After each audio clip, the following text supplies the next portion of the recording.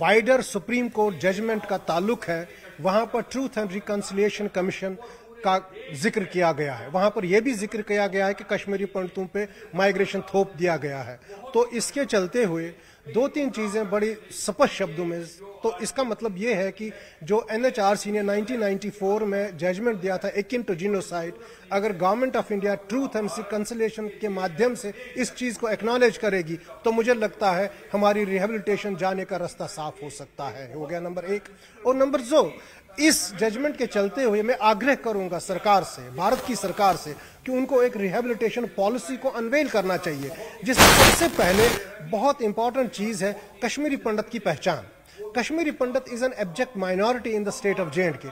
उनके लिए एक लेजिटिमेट माइनॉरिटी स्पेस का गठन किया जाए, एक माइनॉरिटी स्टेटस उनको दिया जाए।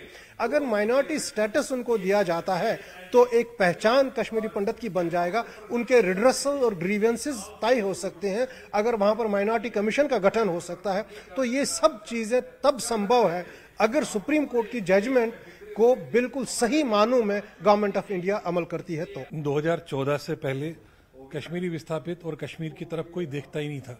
एक बिजनेस ऑफ टेररिज्म चल रहा था वहां पे। भारत सरकार जिस प्रकार से वो चला रही थी उससे उग्रवाद बढ़ रहा था। हमें 2014 के बाद एक रे ऑफ होप दिख रही है कि एक साइड पे उन्होंने टेररिज्म को क्रश कर दिया, अपीजमेंट को खत्म कर दिया।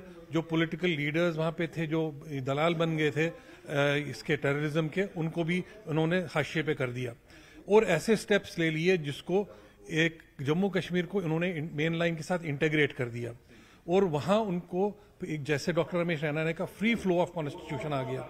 तो इस सरकार ने इस प्रकार के स्टेप्स लिए और हमें लगता है कि जैसे एक ये आपने कहा कि 3 सीटें मिली हैं, तो एक किस्म से ये हमारे लिए पॉलिटिकल एम्पावरमेंट है। जिस कम्युनिटी को कोई पहले पूछता तक नहीं था उसको एक पॉलिटिकल एम्पावरमेंट मिली है।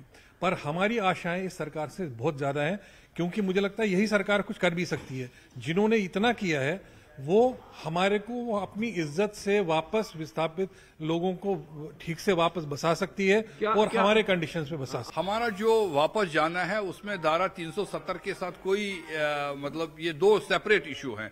हम जब कश्मीर से निकले हैं और दूसरे दिन से ही हम बोलते हैं कि हम अपने घरों में वापस जाएंगे, हम कश्मीर वापस जाना चाहते हैं, लेकिन उग्रवादियों ने पाकिस्तान स्पॉन्सर्ड टेररिज्म 2 लाख कैल्शनॉफ गने हैं।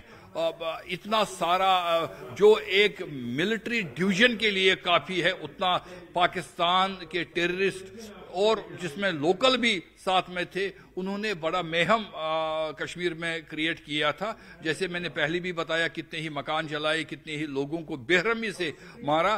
तो इसलिए हम एक कश्मीर में एक सिक्योरिटी का एक माहौल पैदा होना चाहिए और उसके बाद हमने एक डिमांड रखी है कि हम एक जगह क्योंकि हम पहले पूरे कश्मीर में कहीं 5 घर में रहते थे, कहीं गांव में 2 घर रहते थे, कहीं 20 घर रहते थे।